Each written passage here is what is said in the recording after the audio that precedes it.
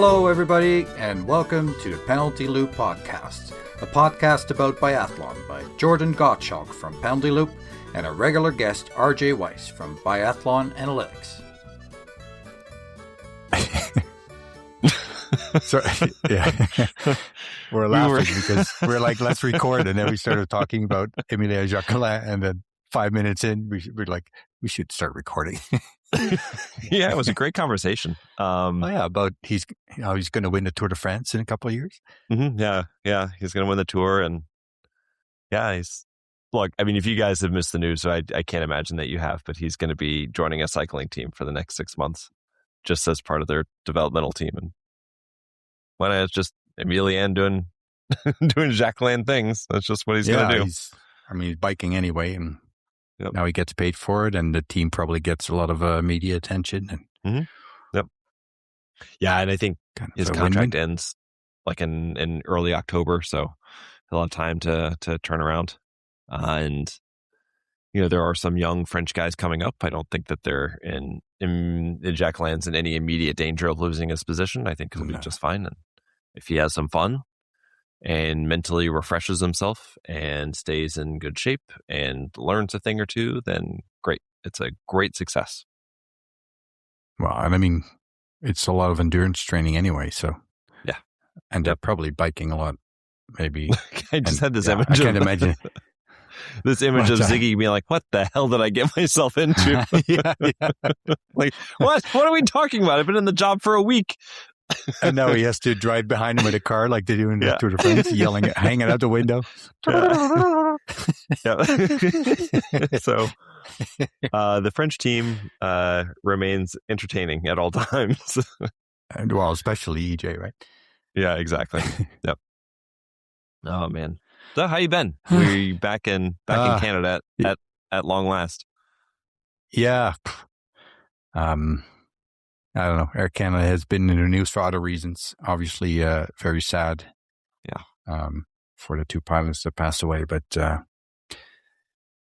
keeping that kind of aside, it's not the pride of Canada anymore. I can say that. Yeah. Well, and, when I landed in Calgary, I was talking to the guy next to me. I'm like, in the end, we're home and safe, and maybe we should focus on that. But yeah, last year over a day delay. Now this year over 9 hours, I think. It makes you realize you're spending more time in the airport than in the actual plane. You texted me at some point, either on Monday or Tuesday. I can't remember when it was, and you mentioned how long you've been delayed. He said, so maybe wait a little while before talking about going back next year.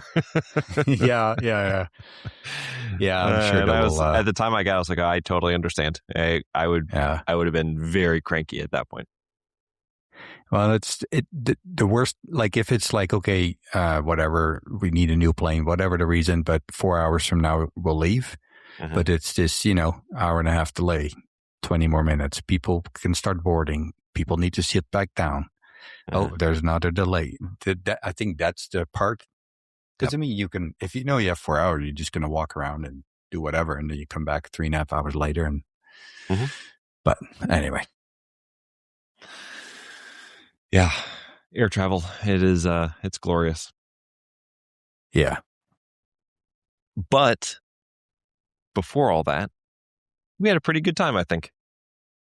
Yeah, I was actually, because I was thinking he's probably going to say, can you summarize it? And I just think in the end, I just feel like very blessed, I guess, that, two nobodies in the world of biathlon start chatting on social media. And a number of years later, we're standing next to someone like Tiril Eckhoff, just chit-chatting away and watching all these athletes and being referred to as those crazy people from North America. But by multiple people, by the way. Yeah. So, it's never like, I don't care for being recognized in the sense of I don't like being in a spotlight in the first place, but it's also just cool that people appreciate what we do, I guess.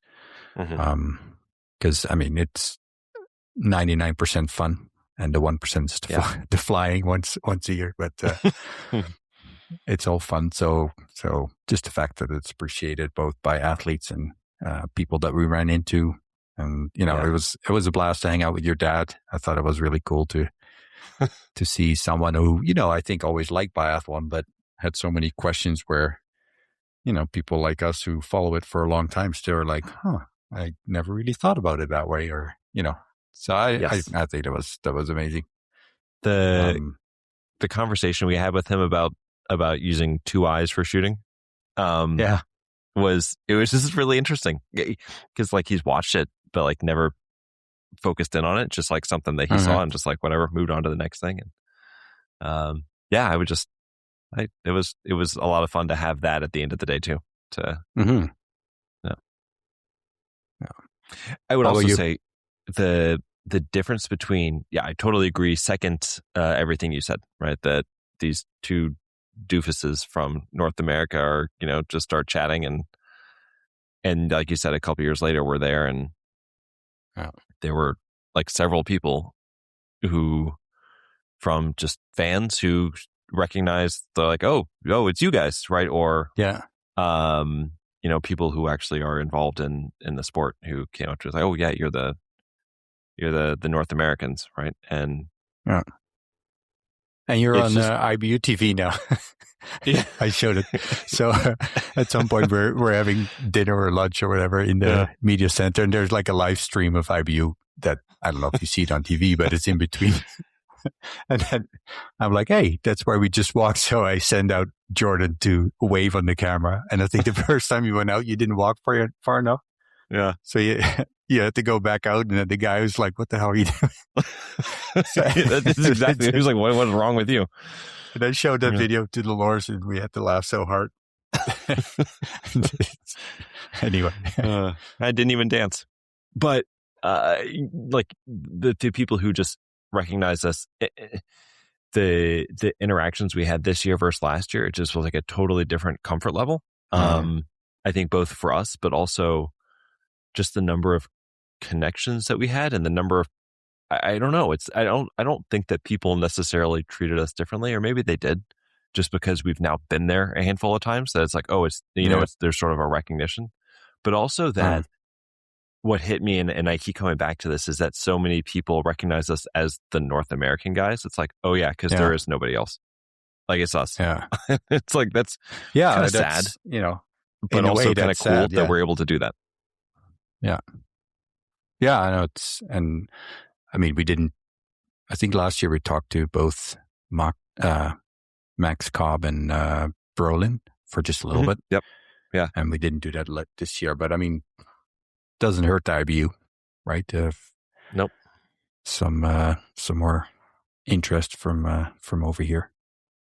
Yeah, and I think also it's really cool that we have so many, and I mean this sincerely, so many that we've got, like Extra Runda, who are doing so much of, like, obviously he's the gold standard for biathlon podcasts, and you have Biathlon Stats, and there are a couple other guys who do it in French. I think that for better or worse, like, English is sort of like I'm not going to say universal language, it's sort of like the fallback language for so many, more almost like a common language. So it allows, it just a sort of a wider reach, which is fun. It's just cool. And that allows us, I think, to have the ability to have interactions with so many people that we might not otherwise be able to interact with. So it's kind of but just, the fact that we can do it, and, that we're both in a position to financially afford it. Yes. Yep. That's just, quite amazing. Yeah. So I wanted to start off, and by this point, it's been a week since the end of the weekend. Did you watch any going races over in that time? What's that? Did you watch any or rewatch or watch any? Yeah, I did actually. Broadcast? Yeah, I did. So did I. Because when you're there, you don't see it in the same way, and we watched a couple at night on the iPad, but it's kind of nice to actually sit and watch it and have nothing else to think about, and actually this is actually what happened. When you're with Mr. anti-pants like me, where I'm like, I'm just going to stand in the spot right now because otherwise I'm just going to be thinking about it the whole time.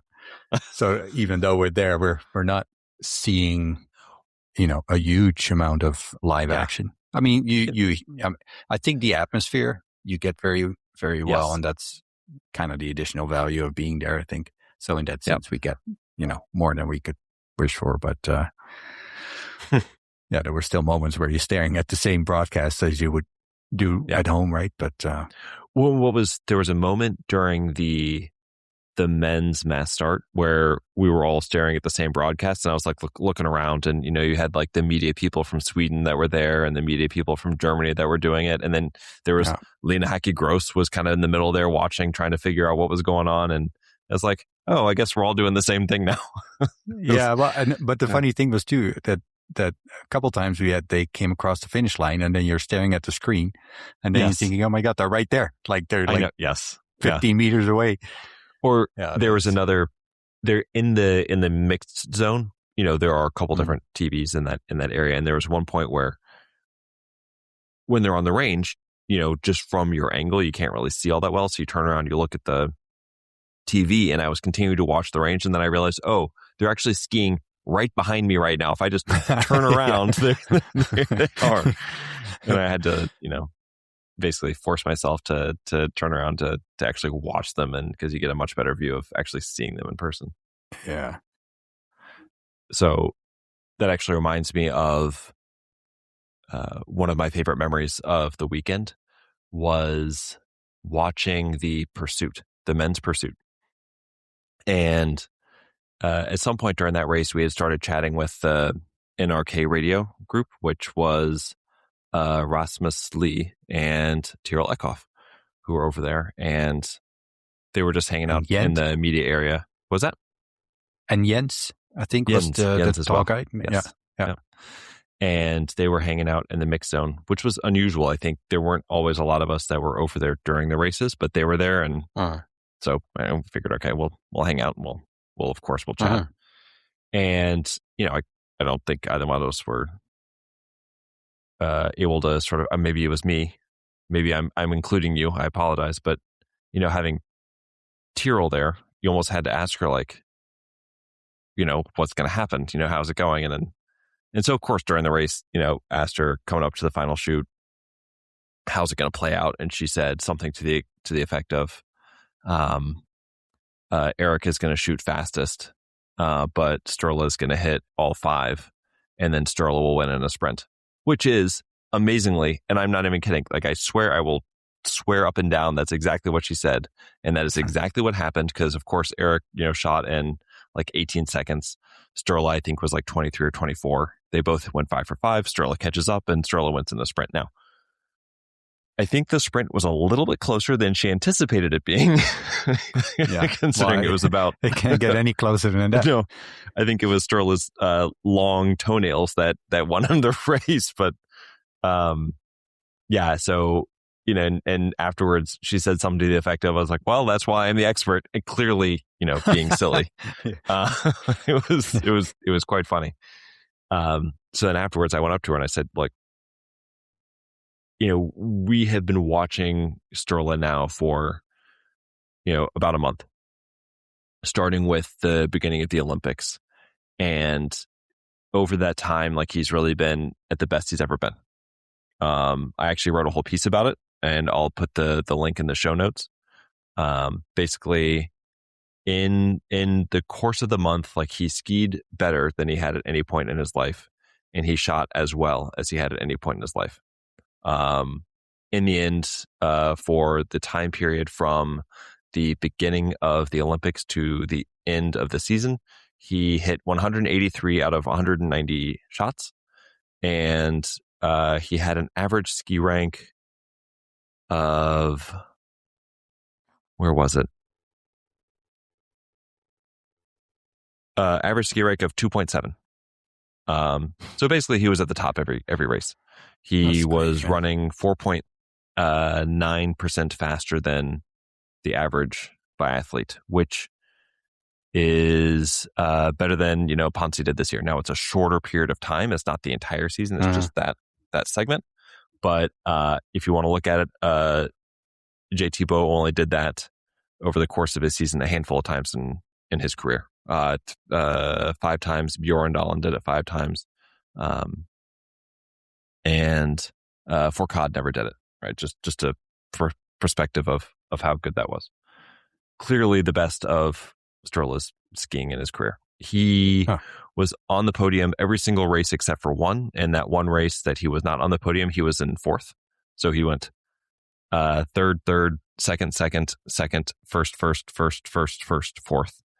He earned 580 out of a possible 630 points in the 3rd trimester. Oh, so he averaged 82.8 points per race, which is easily the most in his career. What else did I? He had his 5 consecutive World Cup victories were tied for 3rd most World Cup wins in a row ever. And he had 10 consecutive podiums. Only Johannes had 2 streaks of equal or longer. Fourcade had 2 streaks of equal or longer, and Bjorn Dahlen never did it. I mean, it was a historic streak, and it was kind of stuck in at the end of a season in which Perrault kind of waltzed away with the overall globe. But that was some just ridiculous racing. So, of course, I asked Tiril, having been a globe winner and now, knowing Sturla, how long could he keep it up? And her first response, I thought, was actually the most telling, which was, well, I had an entire season like that once. And yeah, in fact, she did. And we all remember it quite well when she was pretty much untouchable. And she said that once you reach that level of form, ski form, like you can really keep it up the entire year. It's just a matter of, can you get to that level? Because once you get to it, you're not doing that much work during the season. The races are hard, but in between the races, you're just maintaining it. And so really, she feels that he could do it forever as long as he's able to replicate whatever got him to that stage. Maybe time, which is kind of scary to think about. Rather at the start at this 3rd trimester, maybe start at the 1st trimester, being in that shape. Well, funny, because I talked to him about this too. On Thursday, I asked, clearly he had mentioned that he wanted to peak for the Olympics. And was there a point early in the season where he was like, oh crap, maybe I'm starting off too hard behind the 8 ball. And he mentioned that he got sick in the 1st trimester and just tried to race through it because he thought, whatever, I don't really care about results right now. I'm just going to race through it. And that set him back. And then and then there was Bakken's passing, and then he got sick again.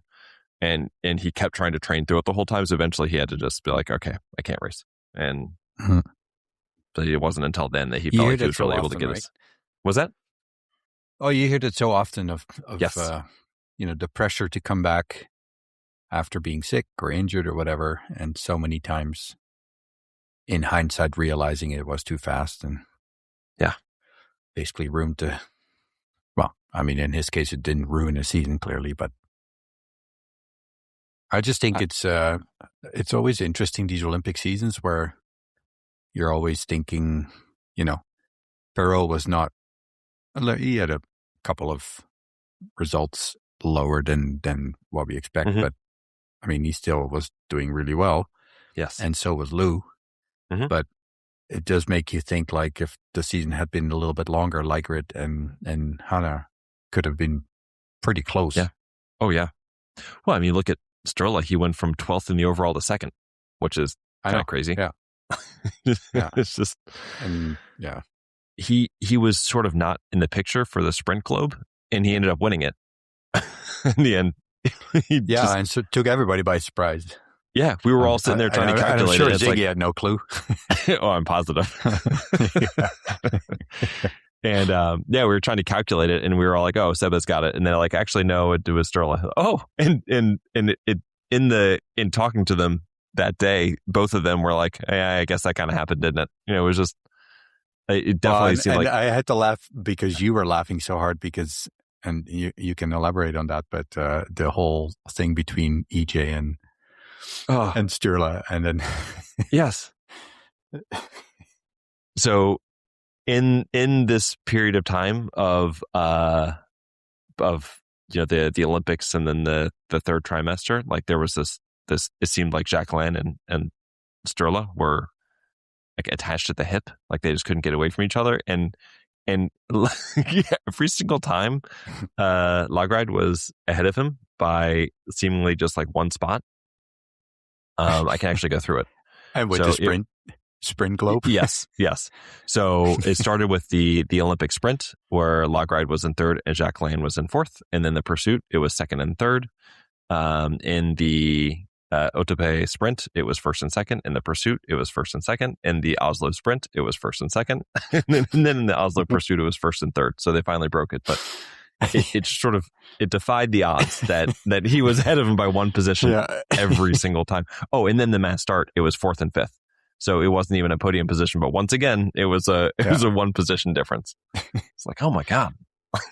Like it just maybe that's what Jacqueline was thinking. I got to change something. I got to do something different. Yeah, well, just wait until next week when we hear that Sturla has actually joined. He's joined up with the cycling club. Yeah.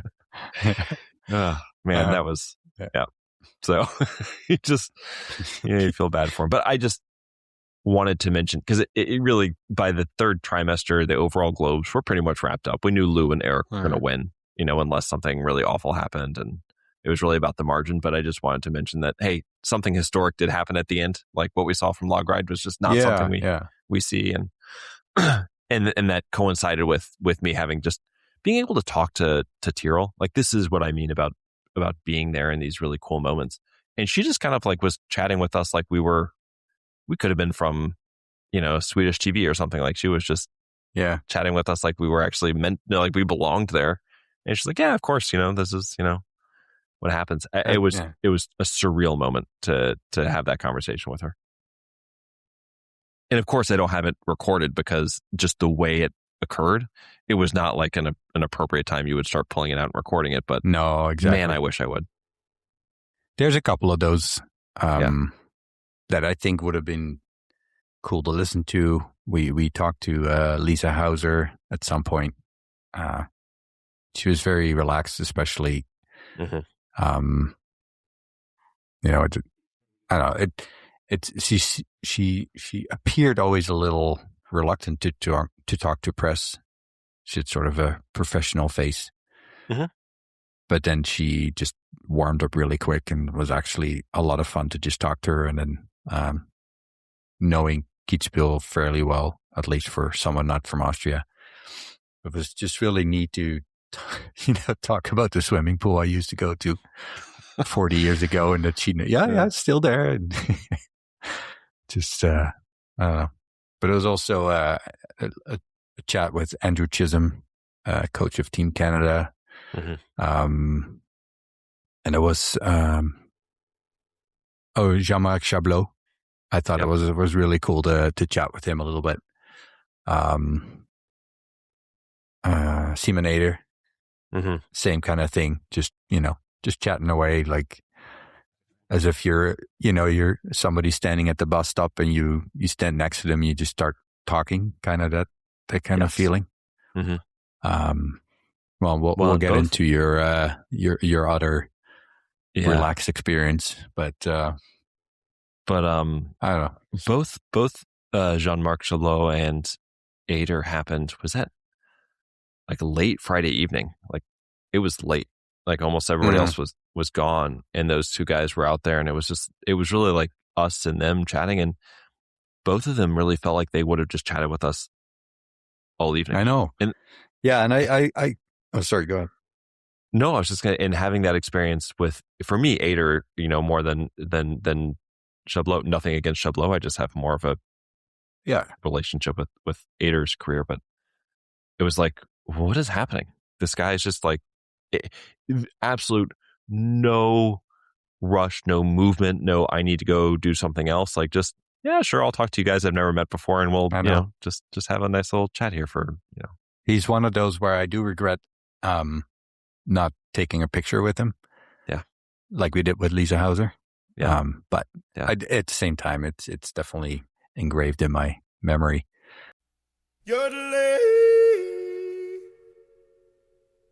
Keep it up. Keep me feeling young, man. Yeah, it's good way to finish. Yeah. Oh, of course, yeah. And like, what are we gonna do without an Eder now? Because it's been like what 40 years of Eders in the World Cup. Yeah. It's a long time. It is. But yeah, I also watched many great athletes quit and go. I think that's the strength of biathlon, that you can move on the next day and the spectators. You can't. Yeah, It's funny. I spent a lot of time in Austria as a kid, so it kind of feels like my second home nation, and I feel so sad now with you leaving, because it's you the close at of the an same era. time. You guys couldn't divide that up. You couldn't separate it a little bit. Yeah. So I just want to say a sincere thank you. That it's been absolutely. a joy and a pleasure watching all these years. Thank you. Thanks. And Hope to I be don't back think as coach anybody- or some years later now. That's Try to get Team to Canada or Team USA is looking for. Danke.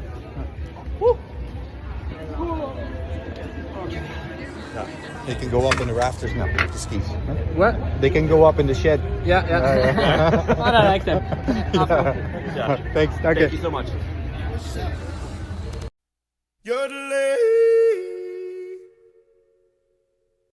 No, I just thought it was cool with Chablot, because I've always felt his little interviews right after the shooting were so cool.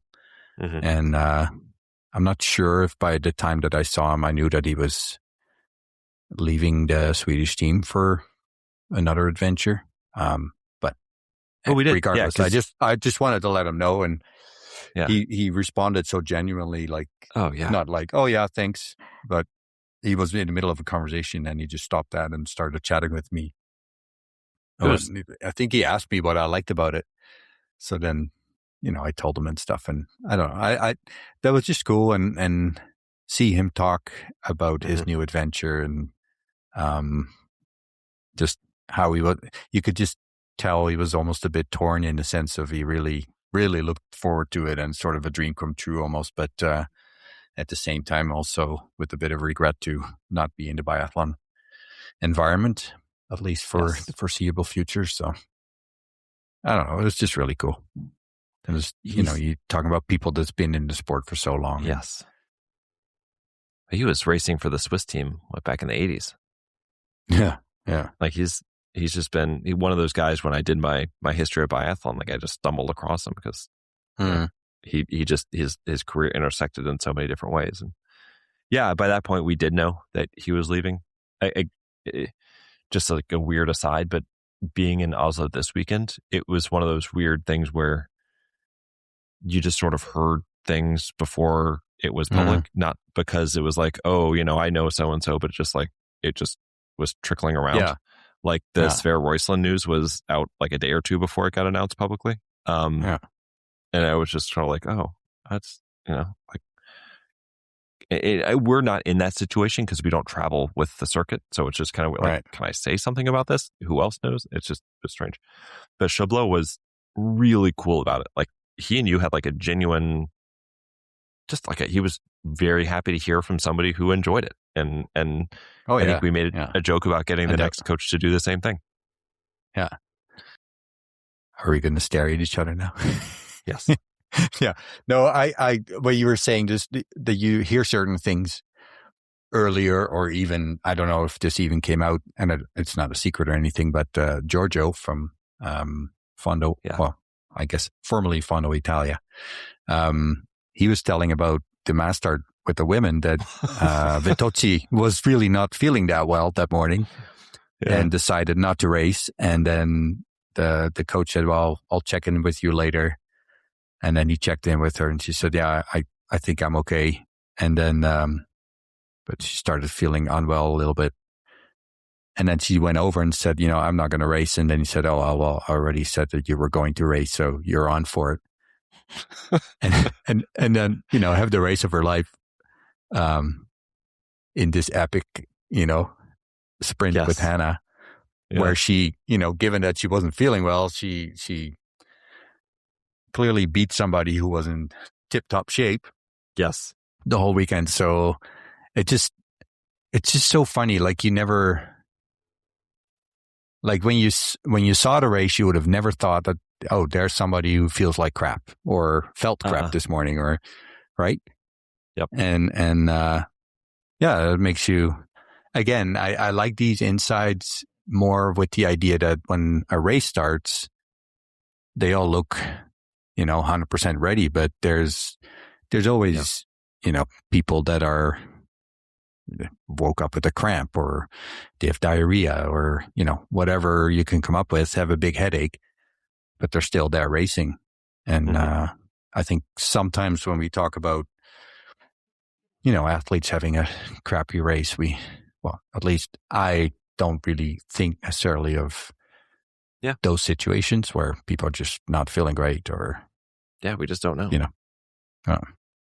Well, that was I want to talk about our interaction with Fitozzi at some point a little bit later too, and maybe even just in a couple minutes. But speaking of one of those people, Karo Knoten, who did not have a great sprint, and we saw her just in passing, and she apologized for not spending more time with us, but she told us she was not feeling good, and she was not looking good. Like, she looked like she was in a lot of pain. And so it's one of those like, oh, wow. And it was, I think you and I would have been surprised at that moment if she had raced the mass start, just because of how rough she looked. Yeah. But sitting at home, you would be like, well, maybe we'll see her in the mass start. But there was really not a good chance of that happening. Yeah. No, and women have their cycles that probably overlap with the circuit at some point. So absolutely. You mentioned Lisa Hauser. I just wanted to go back and say real quick that when you guys were talking about the swimming pool and having that conversation about Kitzbühel, it was really fun just to sit back and watch it, because I had no idea what you guys were talking about. Like, I was totally like, you guys could have been talking about Mars, and it would have made just as much sense. But it was like the look on her face and like the way she was interacting with you, it was like you weren't a media person, you weren't just some random person. It was like, oh yeah, we have this common thing, we'll just sit and chat about it. And that, I think, speaks a lot to her, just her ability to warm to people and just make them feel like they are at that moment, you are the person that she wanted to talk to. And I thought that was really cool.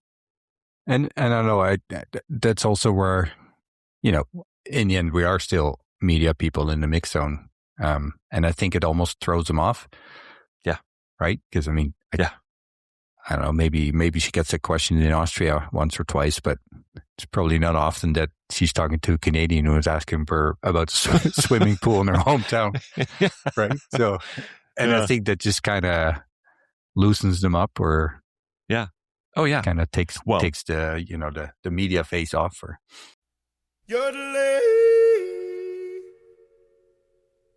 And everything. Was there a moment where you're just like, well, I got nothing else to do, I might as well go out there? Was it just about following the routine? I tried to follow the routine, but it's my last time today, so it was a little bit different, right? But yeah, still, actually I thought, should I really test my speed in my last race, but then the service team didn't tell me that I shouldn't have, so then I said, okay, I have to. Can I just take a quick picture of you guys? Awesome. Thank you so much. Yeah, enjoy whatever comes the rest of the life. Yeah. Okay. Bye.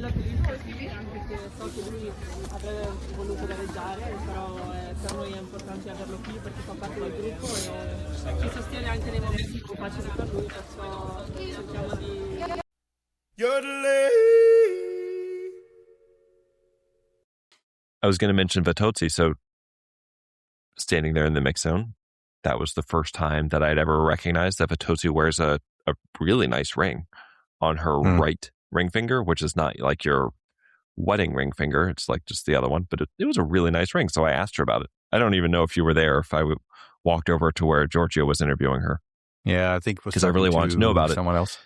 Yeah, and it was funny because she looked at me like, what?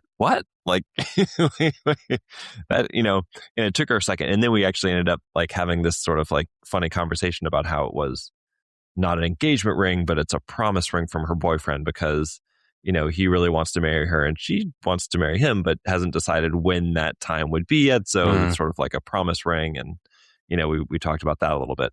And it was really sweet. It's really genuine. And then the next day, I'm sitting in the airport with my dad and we're waiting for our flights, and who walks by? Of course, it's Lisa Fitozzi, and she saw what I I gather were maybe her nieces or like very close friends who are like her nieces and their parents. And she was stopping and talking to them. And they were just chit-chatting for a minute. And then as they were breaking up, she happened to be walking alongside another guy. And so I just said, hey, Lisa, you probably don't remember me, but I asked you about your ring yesterday in the media area. And she laughed and she remembered. So I have to ask, is this the guy? And it was not. But we had a big laugh right there in the airport. Of that. So she was like, no camera. Yeah. But it was not. She also wasn't wearing the ring at that point? Yeah. Well, genuinely what I wanted to do was tell this guy, hey, you picked out an amazing ring and make sure she marries you. But no, but it was. I wonder though that if that's a North American thing that you, because I wouldn't know that you wear it. So you have to wear it on the left ring finger, then it's a wedding ring?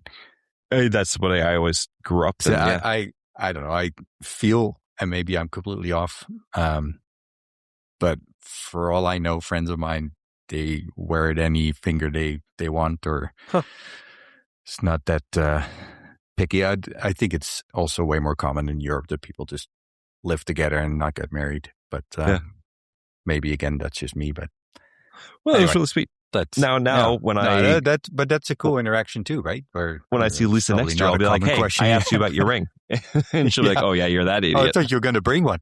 Yeah.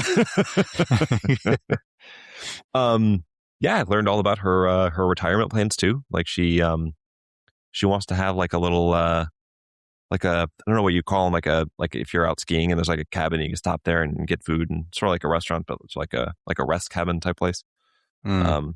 Anyway, yeah, I learned all about that. Things I never knew. Yeah.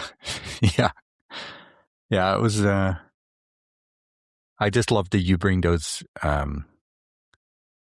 the Mickey Mouse and especially the look on Fialkova's face. Oh my gosh! It was so interesting because we were standing right next to the Czech Republic radio, I'm guessing. Yeah.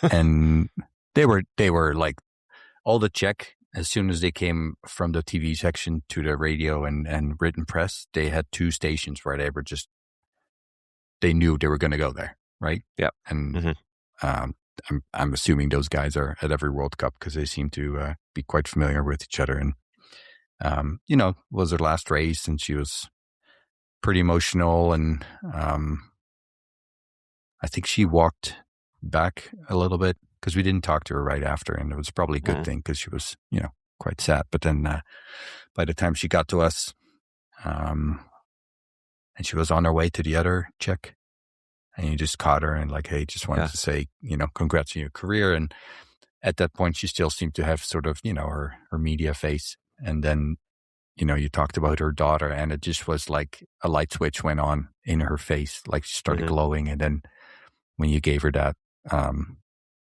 don't know, that was just a very cool moment, like you just said, to just be there and watch it. It was heartwarming, I guess. And we got to see her and her daughter all weekend. They were very visible, very present at the hotel, at the park hotel there. And so that was part of it, was just that, we just seen them all weekend, and we talked about this last year with Justine, just like going into mom mode. And like, every time like she was just around like with her kid, and she was like just watching her like feeding her kid lunch, or it was like, I get it, and she was just in mom mode trying to get her daughter to eat lunch. And then we saw her a couple hours later and she's in like total race mode.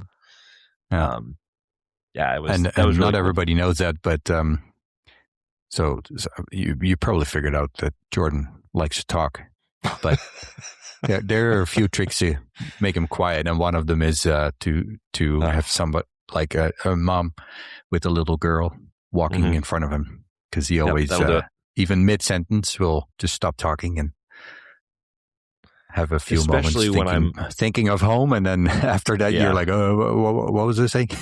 Especially exactly what I was going to say, when I'm away from my kids, like if I see like, that gets me every time, even just thinking about it. I'll get quiet and yeah. but it was a special moment. So we did give out so she got a Minnie Mouse for her daughter. And then we got, Seba, it was a Mickey Mouse for his daughter Elsa. And then Eustace, because in our interview with him, we had joked about him taking his son to Disney World, and he goes, well, maybe not Disney World. And so I was like, well, so for you, I'll get something else. So for him, I brought a manatee, and which is the state mammal of Florida. These big lazy mammals that like to eat grass. But anyway, they're very, very cuddly, and he was really sweet because he was like, yeah, I'll make sure I get I'll make sure I get a picture of it and make sure you guys see what happens. That was cool. Yeah, but yeah, I enjoy doing it. I think a lot.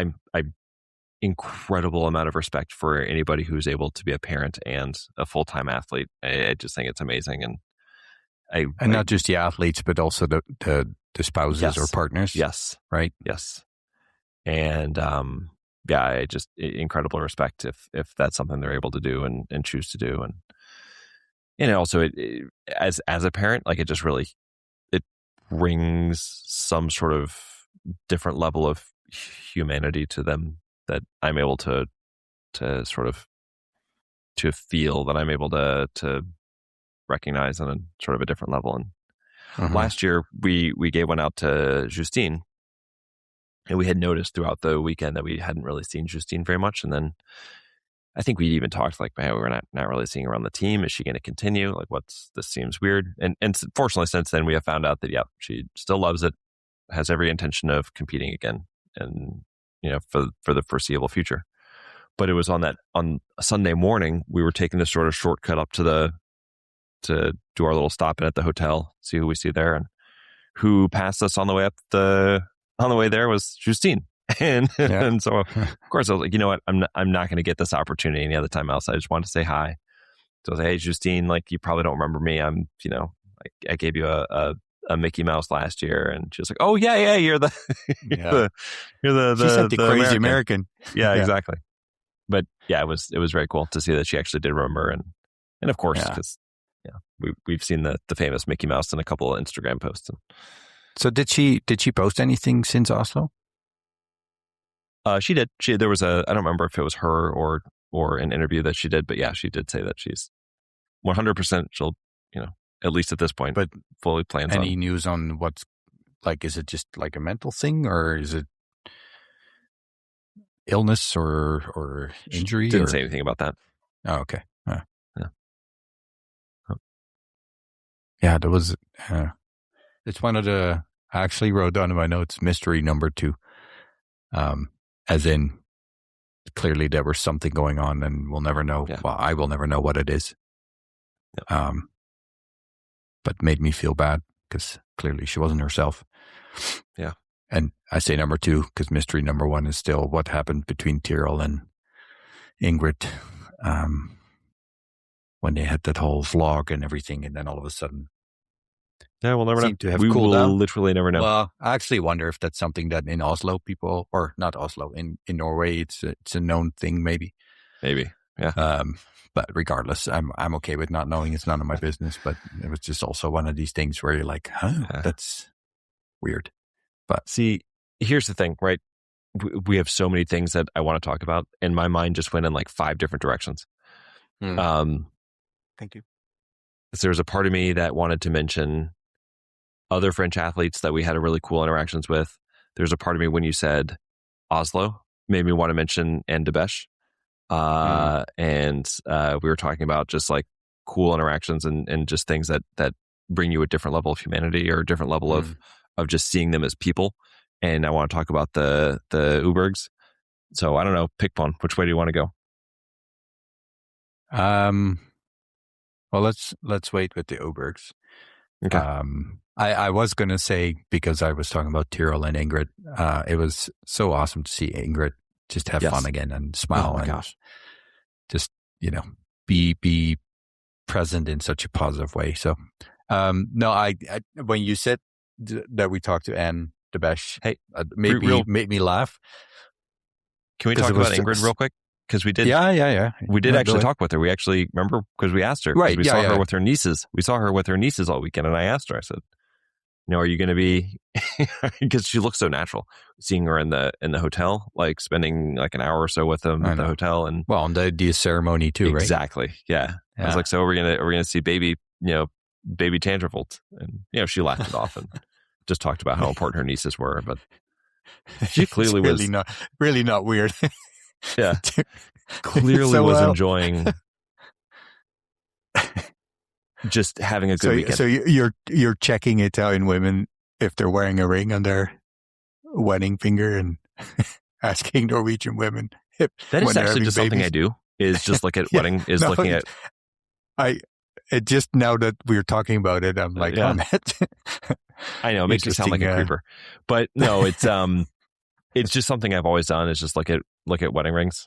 Just because I just they're so especially engagement rings. They come in so many different sizes and shapes, and I always want to know, like, was that the choice of the woman, or did the man, like, did he decide, hey, this is what I'm going to buy, right? Because look, Katie told me exactly what she wanted, and what is on her finger right now is exactly what she chose, right?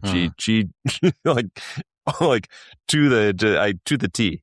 So you never said anything about my wedding band. Just to feel a little left out now. I find it to be less interesting, less exciting. It's pretty just like mine, pretty plain. You don't have really? One? Yeah, I have it tattooed around my arm. That's it. Yeah, I forgot about that. So it's funny because in my mind, yours is actually a wood one, and I don't know why I thought it was wood. Wood? Yeah, it's a I don't know. It's a common thing. I don't know. A wooden ring? I don't look at guys' rings all that much. Huh. Well, yeah. I would agree that typically women's are more interesting to look at for sure. Anyway, Tiril. So, and then we talked about how different this week was from last year, and she just was so happy that. You mean Ingrid? Ingrid, yep. She was so happy you said Tiril. Have this weekend, and have this experience, because she was what, 5th place, 7th place. She was. Oh, yeah. Was it 5th, 7th, 5th? Yeah. So she was in the flower ceremony twice, and remember last year she was like crying in that little athlete's corral for a long time. Like, it was devastating. So it's just really cool to see her. And she talked about it, how, there was a moment, during the season where kind of like her attitude sort of flipped, and she's like, you know what, I'm just gonna be happier. So, it was.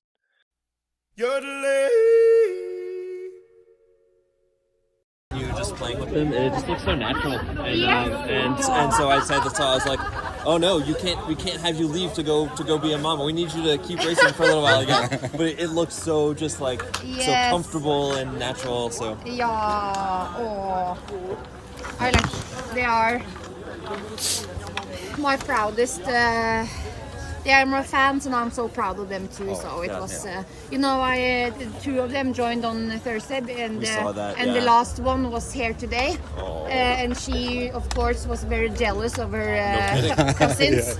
So I was very happy that I got the flower ceremony today, so she could be there. Yes, you had extra motivation. Yes, I did. We're very happy to see your smile. Thank you so much. It's been a weekend. Yeah. So we remember last weekend, or last year, excuse me, this weekend. I just remember seeing you just like heartbroken. Yeah. And seeing this year. Yeah. It's like it is. We're so happy for it. Oh, thank you so much. I mean, to be honest, it's like I'm so happy for this weekend myself, but it's also very emotional to see that so many people are happy for me. Yeah. So it really means a lot. Yeah, that's great. Yeah. Your joy cheering on people throughout the season has been, we've talked about it so many times. Like, you bring this energy, and it's like, it's great. It's like it's exactly the kind of thing that makes biathlon so much fun, and it's why everyone loves it. So yeah, I agree. It's like a family, so I really it's really nice. So now we will celebrate. Yes, have fun. Thank you.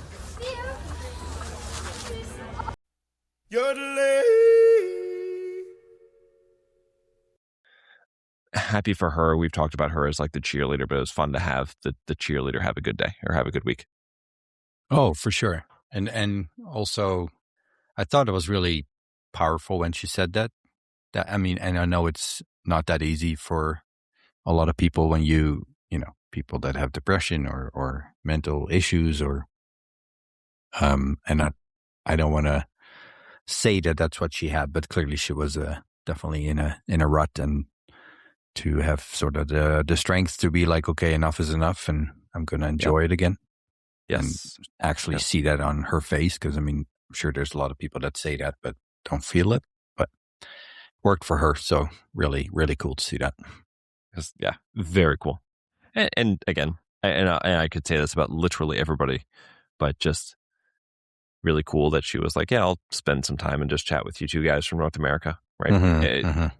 She is one of the most popular athletes, and everybody wanted a piece of her time, but it didn't feel rushed at all.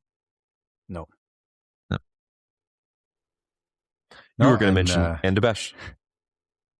Yeah, I just thought it was such a cool, because I think we were, well, pretty much the last ones there, and saying, well, what should we do? And should we just head off? And then she came through and just took all the time in the world to have a chat with us. And then just and realized that she,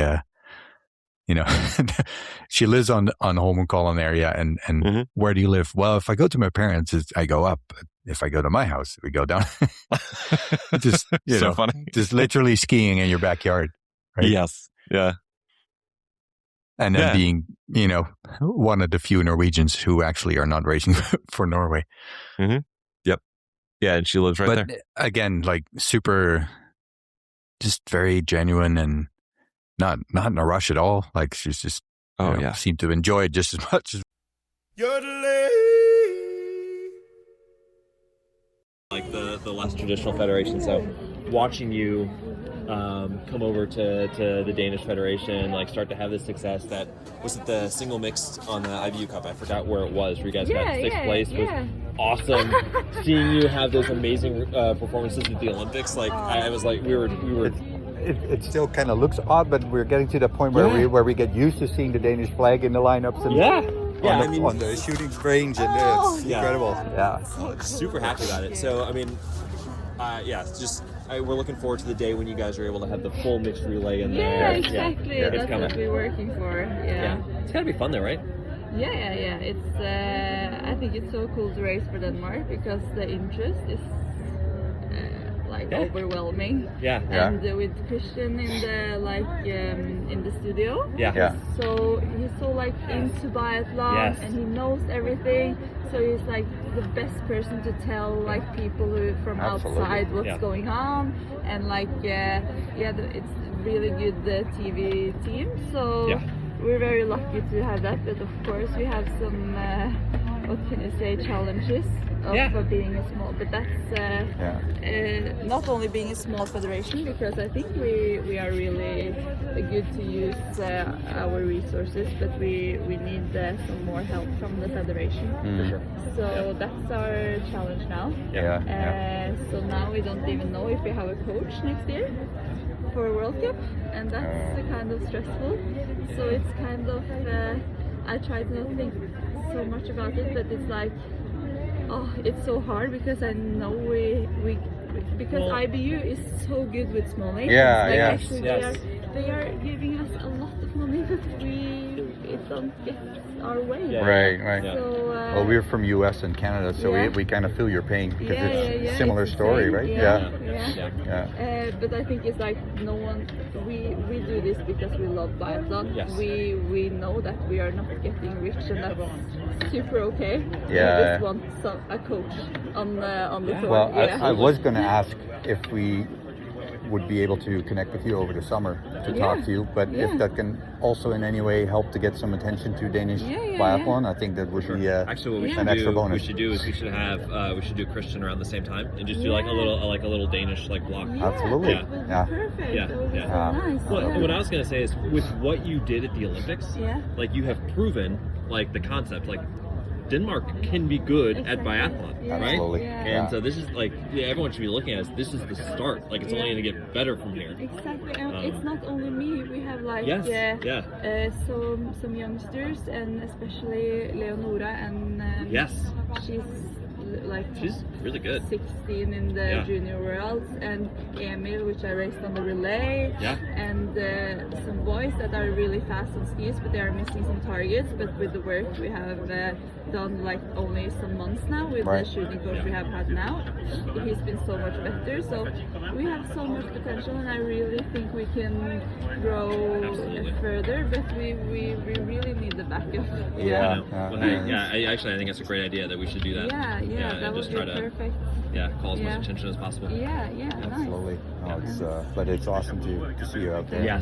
So honestly, when you made the announcement, that you were hopping over, we're like, whoa, look at this.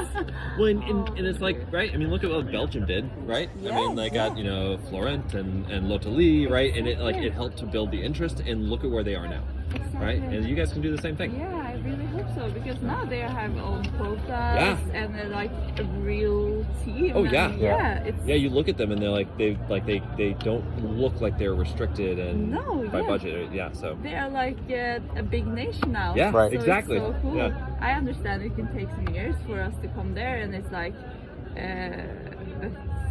but we just want the same opportunities, really. It's got to start somewhere. Starting with you. Well, And I think because you can also say that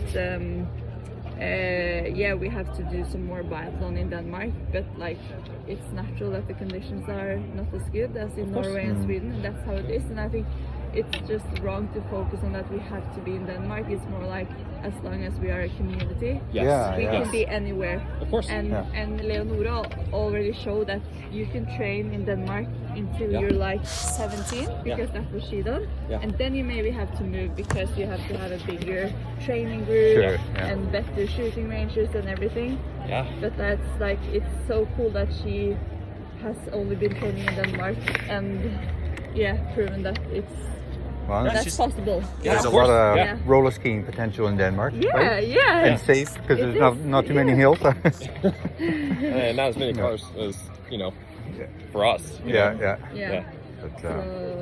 that it's my goal is always, or our goal is always to be here in the World Champs in 2029 and have a full woman relay. Oh, that would be amazing. That'd be so cool. So we are 3 girls now, so we are missing one. And in the Worlds, is Greenland still by itself, or is it? It's you can't even choose Ukaleq. No, we can use Ukaleq. That had to be fun to have like a little team together, during the Olympics. Really nice. A little atmosphere. It was good that we could be together in the Olympics. So Are you sticking around for the rest of the weekend, or are you heading home? No, I actually live here. So. I didn't realize that you lived here in Oslo. I knew Norway. I didn't realize it was here. I grew up here, so. You are home. You are home, You have no excuse not to be here. I have like 10 minutes to walk from are you here. serious? Yeah. So no way. I've trained here for since I was 9 years old. God. Do you go up or down? Yes. Up if I'm going to my parents, and down if I'm going to myself. Are you serious? Yeah. All right. Can you rent an Airbnb next year? And we'll be your. Nice. I think I have to meet my friends, because they are. Please, Thanks for stopping by. Very nice to meet you. Both of you. Very nice to meet you as well. For your interest in Denmark. Absolutely. And say hi to Kristen. We will totally will. I will if you see him first. Say hi for us. I'll do that, Jordan and RJ. RJ. RJ. Okay. Thank you so much. Bye-bye. That's cool. That makes me happy. We enjoyed chatting with her. Yeah, our future Airbnb host. I actually thought about that. I'm like, we should follow up on that. Yeah. So, and then we mentioned that we're going to have her on this summer. Mm-hmm. We're going to do a little Danish focus. We'll have her in. We'll have Christian on, and maybe we can have the Sluttermarks back on too. We'll include them. Mm-hmm. So there's actually a good bridge to the Oeberg sisters, because I think so. Talking to Anne de Besche, jokingly saying, being an Airbnb next year. like you said jokingly to the Oeberg sisters, that we should have a Oeberg award. That I now feel like I can't really not do it, but it will be cool. But we had the pleasure of unplanned having both of them stop in front of us. Mm-hmm. And again, I'm starting to repeat myself. But I think you need to go backwards, actually. So this part of this started because on the very first day when Hanna won, I asked her, I said, do you know like who's ahead in the overall? You or Elvira? And she, got a big laugh. It's like she didn't know, and I think at that point she was behind by about 20 points. So then we of course brought it up to them every single time we saw them until the very last this very last moment. Sorry, continue. No, and we were talking to Hanna, and then Elvira just kind of walked by. Kind of, you stopped her with saying that when Hanna was interviewed by the Swedish TV, and Elvira was just standing there like, oh my God, can you just move along? It was so funny. That look on her face. Yes, it was so. She had to laugh. So funny. And then Hanna was like, what? And then Elvira goes, that's exactly what it was. Anyway, we'll play the interview now, but yeah, it was so funny.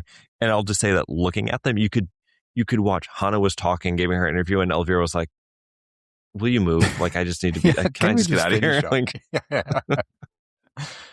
no, and then, when we talked about the Oeberg battle being won by Hanna, then Elvira's like, well, I didn't hear you say that. No, what did she say? She said something about, it wasn't the case last year. I asked, because I jokingly said, what are you going to do? What are you going to do for Hanna? Right? Are you going to buy her dinner? Are you going to make her bed? She didn't do anything for me. Yeah, but it came out so sisterly, right? Yes. She's not doing for me. I'm not doing for her. I don't know. It just cracked me up.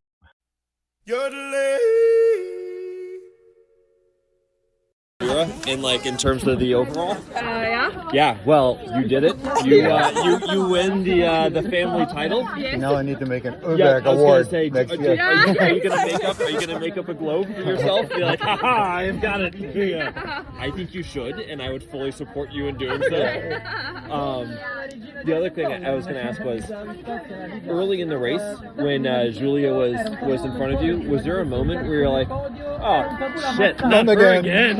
Like. I was actually thinking that out on the second loop, she was also pushing pretty hard out from the range. And we were the two of us, these the two of us in the front. Now we will have the same. Again, I know. We were watching her. I was like, she's probably got to be like, come on. No, but I think we had a good fight. So. Yeah, that was awesome. Yeah. Elvira, real quick. So I'm gonna bring this up now. A couple days ago, I asked your sister if she knew what the gap was between you two in the overall for the family title, and she didn't know. Okay. So she did take the title this year. Yeah. So are you gonna buy her dinner? Are you going to make her bed for her? What are you gonna do? Well, she hasn't done that when I've beaten her the last couple of days. That's fair. So what we're gonna do is we're gonna make up a prize for you, and next year you guys can know what's Oeberg coming. award. Okay. Yes, and the other thing was watching you back there when you guys were doing the interview. When Hanna was talking, I looked back there, and there was such a younger sibling. As a younger sibling, there was a younger sibling look on your face, like, oh, will you just stop? Like, I just want to get out of here. Like, Kind of. That was a good observation. Well, like I said, as a younger sibling, I recognize it in your face. It's not the first time and probably not the last time. A great season for both of you. Congratulations, guys. That was an awesome season, awesome battle. It's a lot of fun.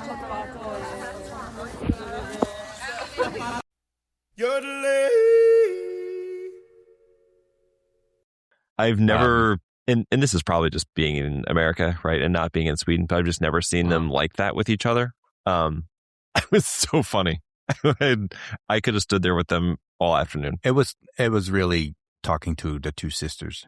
Yes. Yeah. Because there were definite moments where they were just being sisters. It had nothing to do with the race that had just been won. It was just like, these are just two people who've known each other for 26 years or whatever. And so funny. That was, I think, top 3 moments of the whole weekend for me. was Hanna and Elvira like that. Yeah, definitely. Yeah. And I have to say, and then also, so we'll have an Oeberg Award next year. We're going to have to. Sorry, buddy. Yeah. Like I said, you can curse me out every moment that you're working on it. Because that definitely just came out of my mouth as we were chatting with them. And as soon as you said it, I'm like, oh, I'm already stuck to it. Yep. I don't even have to try to distract you. I've obviously immense respect for Hanna. But she was just one of those people that I think that, I really respect a lot, but just didn't resonate or connect with me on a super deep level. After this weekend, that's totally changed because we talked with her 3 times, and every time she came by, she was just so happy to see us. And, you gave her the isolated pursuit globe that she won. That was super cool too on Saturday. Yeah, and she actually looked pretty happy about it. We got a nice picture. We'll make sure that gets posted up there. But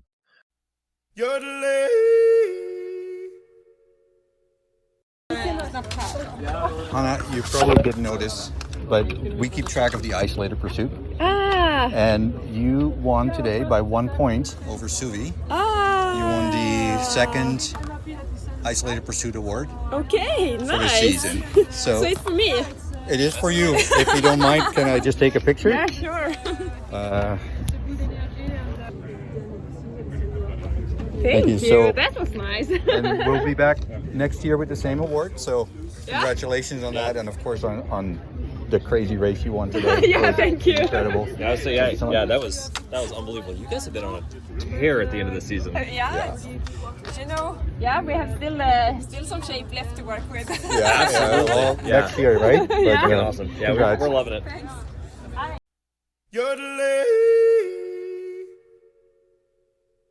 Well, and I don't think she was familiar with it, which makes total sense, of course. But we did talk to Lou about it when she passed at some point, and she totally remembered. Yes, she did. Yeah, she definitely did. So hopefully a couple more years, and then it's catching on. Yeah. Oh yeah, that's another. I also need to make one for Sidorovic, because she had the best isolated time during the Olympics, and she did. The globe, the gold medal. Should get the gold medal. Yep. Yeah. So Hanna, another moment in your top 3. Big impression. Was it the other moment in my top 3? Well, so one of them was talking to Tiril during Sturla, Sturla's race. Just felt very. Just could never have imagined having that conversation with her. Yeah, especially I think back to where I was, watching her during her career, and especially during that globe winning season, and that was right as I was starting up my social media account and the website and all that. To think that now here I am just having a conversation with her where she's treating me even as a remotely equal human being, or a critical thinker about biathlon was pretty wild. And I thought the contrast, last year, that we saw her walk by, and I'm like, I felt too old for it, but at the same time, I'm like, I really want a picture with Tiril Eckhoff. Yeah. Right? And it was one of, I looked at the picture again, and it's just one of those awkward pictures where she's like, oh, just take the picture, and I want to, I'm on my way somewhere.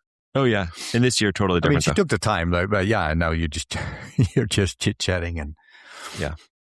It's and cool. then Hanna and Elvira, just seeing them interact as sisters was wild. And then the third one was, I don't know if I wrote about it. Another piece I did about Lou and just why she is so beloved by pretty much everybody, and I actually, I wrote this on the plane home. It was just something that was rattling around in my brain. And for obvious reasons, but I just she's just universally beloved, and all the different reasons, from her, the style, the way she races, the winning, but also just because she's just a genuinely awesome person. And we really got to experience that at the very end of the weekend. It was Sunday. It was quite cold by this point. I think it was pretty chilly and windy, and I think at this point Eric was about to receive his overall globe, And so everyone's kind of milling around on the snow. And this is sort of a last second thing. We decided to go out there. Which was already special because last year we had access to the course and this year we did not. And we asked at some point, could we just go up and for the last race? No, we can't do that. Yeah. And then for the ceremonies we asked, did we ask again? Yeah. We did. And he said no. And then he's like, He goes, whatever. I don't think it matters. Yeah. Yeah. Like, just go. So we're up there and we're just wandering. We're not going up too close. We're just hanging out in the back. And, everybody's, obviously the ceremony's taking place, but there are other teams that are milling around. So the French team is out there. Looking for German team. Was that? We were looking for Tobias, exactly, because wanted to see him before we left. Tobias, if you're listening. I've already chatted with him, so he knows. We're still good. Yeah. So we're just hanging out there, and all of a sudden Lou just like wanders over to us, and I was just like I thought she was going to wander right by us because I thought we were somebody between behind us. Yeah, exactly. Yeah.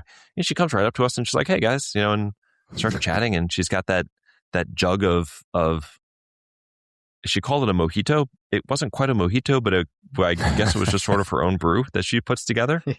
And she's like, "Here, you want a drink?" And I was like, "Sure. I'll never get a chance like this again." So I just took a swig of it. It was delicious, by the way. I told her I would let her make me a drink. People should know that he refused to give it back, and there was quite a tussle between him and Luke. There was no tussle. There was no tussle. It was delicious, and and then it wasn't like an accidental thing. Sometimes like you accidentally make eye contact, you feel like you have to say hi or something like that. Maybe she felt like, oh, hey, I ran into these guys, I should probably say something. And she just stood there and chatted with us for a few minutes. Right? Her team is right there. Her parents were around somewhere. Eric is receiving the overall globe. At some point, we actually like applauded for him because, we should do that. But she was just sitting there chatting with us. And I was like, what is happening?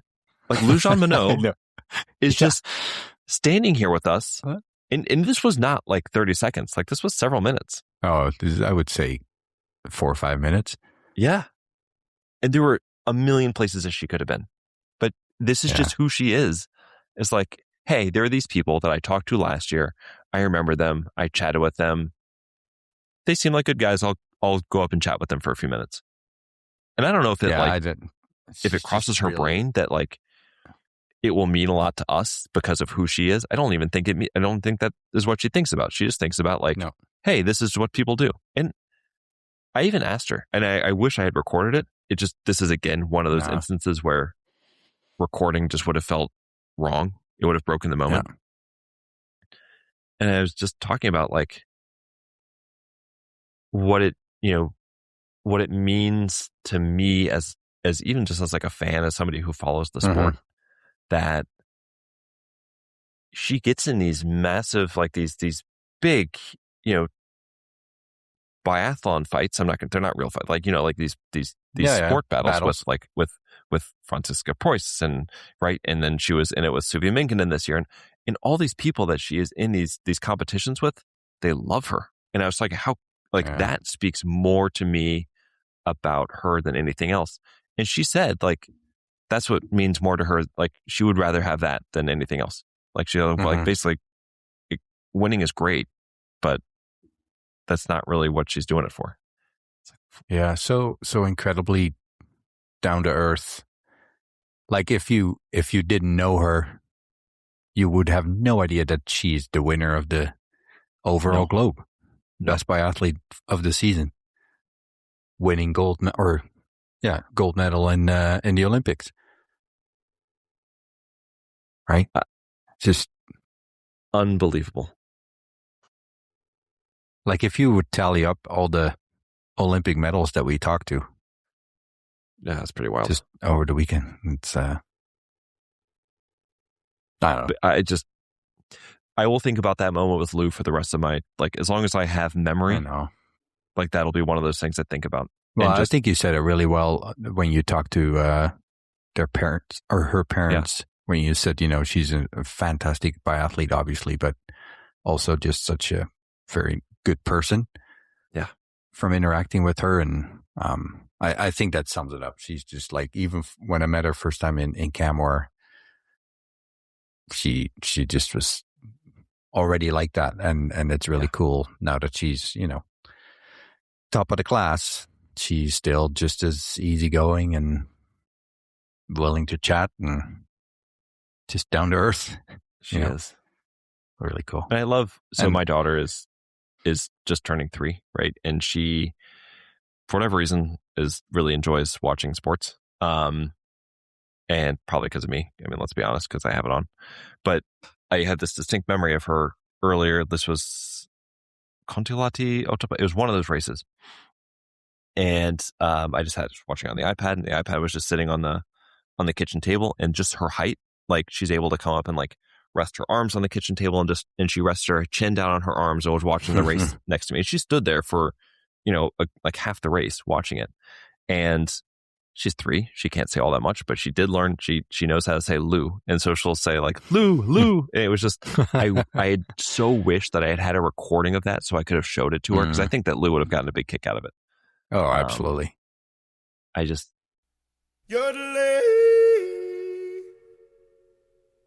a video of it, but the other day I was watching a race and we were sitting at the kitchen table, and I had it on my iPad because in the States we don't get it on TV. Anyway, and she was sitting there, and I got her going, Lou, and I meant to grab a video of it because I was going to show you, but you just have to trust me, it was so sweet. As a kid, I always was... j'arrive. Sorry. Okay, no. But as a kid, I always receive, some videos from child, and it's always so sweet, and just trying to shoot with some French stuff, like last time it was with the broom. Oh, it's so sweet. It's not just friends. He's from the US, I'm from Canada. So you're worldwide. Wildly popular. Yeah. And you must know that, right? Yeah. Congrats. Thanks a lot for this. And also thanks for the globe last year. It was so sweet.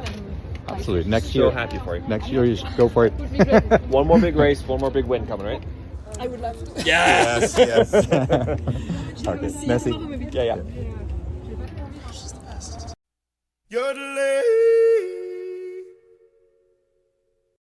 When you're moving to Canada, you're going to have to do some paperwork and everything. Are you going to change your name to Lou?